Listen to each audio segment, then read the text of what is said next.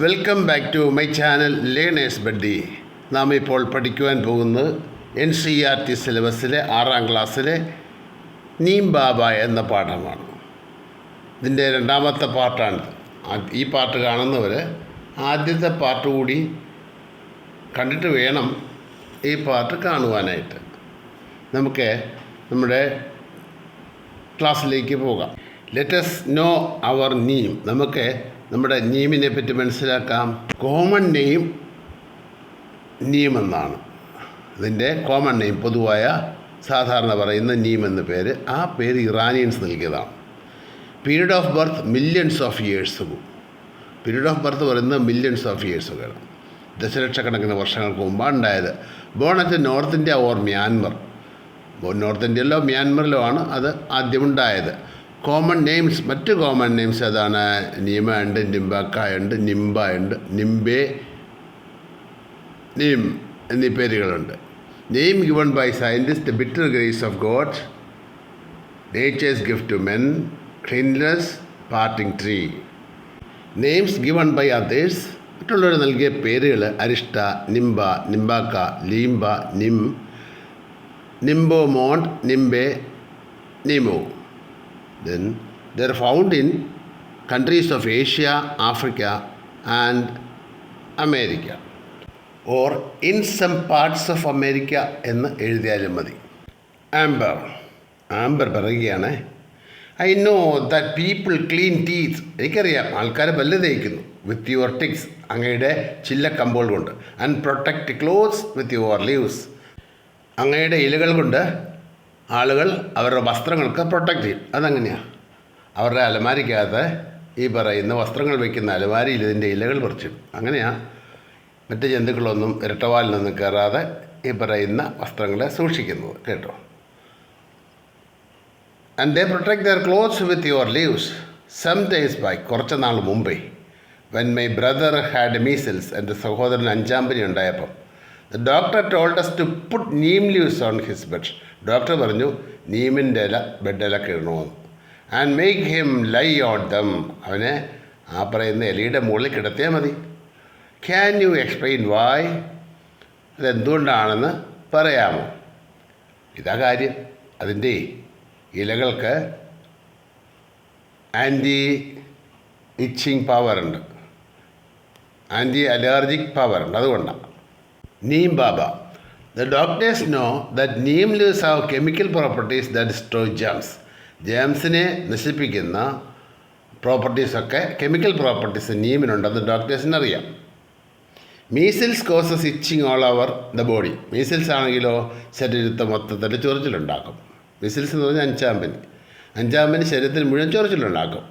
Neem leaves give comforts. Neem leaves ഇവർക്ക് കുറച്ച് comfort കൊടുക്കും, ഒരു സുഖസൗകര്യം, വല്ല ചൊറിച്ചിലില്ലാതാക്കിയാണ് ചെയ്യുന്നത്. And do not allow germ to breed. Germs കൂടുതലുണ്ടാകാനായിട്ട് അനുവദിക്കുകയുമില്ല.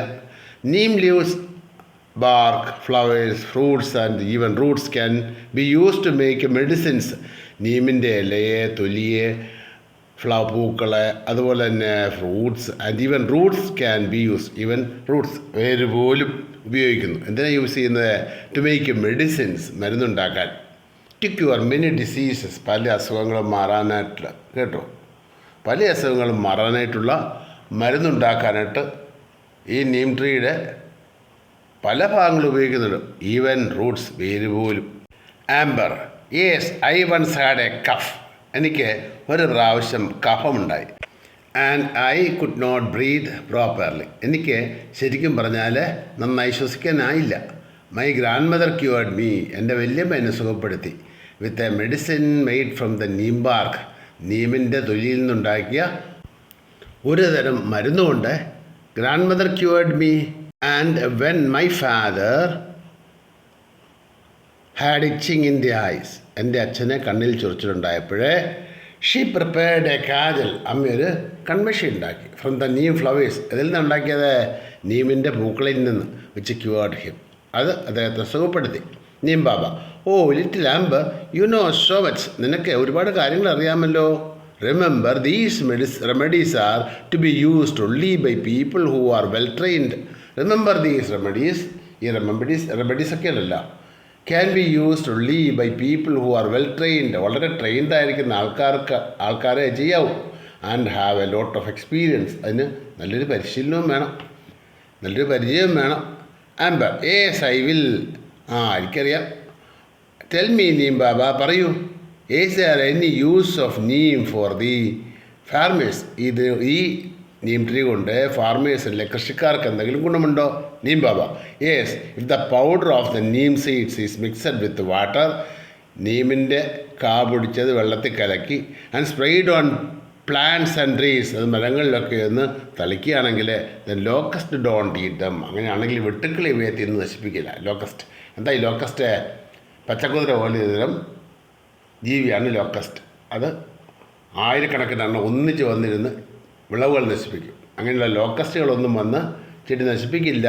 ഈ പറയുന്ന നീമിൻ്റെ സീഡ്സ് പൊടിച്ച് വെള്ളത്തിൽ കലക്കി സ്പ്രേ ചെയ്താൽ എന്നാണ് പറഞ്ഞത്.